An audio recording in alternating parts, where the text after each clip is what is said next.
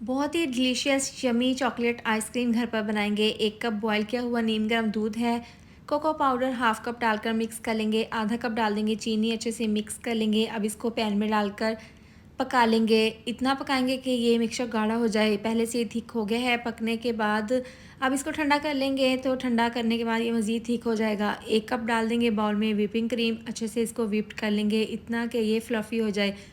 अब इसके अंदर जो हमने चॉकलेट सिरप बनाया था वो देखें अच्छा खासा गाढ़ा हो गया है। 1 चम्मच डालकर इसको व्हिपिंग क्रीम को व्हिप्ड कर लेंगे। इसमें लाइट सा कलर आया है। मज़ीद 1 चम्मच और डालकर इसको मिक्स कर लेंगे। ज़बरदस्त सा हमारा ये आइसक्रीम का बैटर तैयार है, फ्लफ़ी सा, मज़ेदार सा। अब इसको बाउल में डाल देंगे। आप किसी भी बाउल में डाल सकते हैं। ये डालकर चॉकलेट चिप्स डाल देंगे, कवर कर देंगे फॉइल पेपर से, पूरी रात के लिए फ्रीज़ कर लेंगे।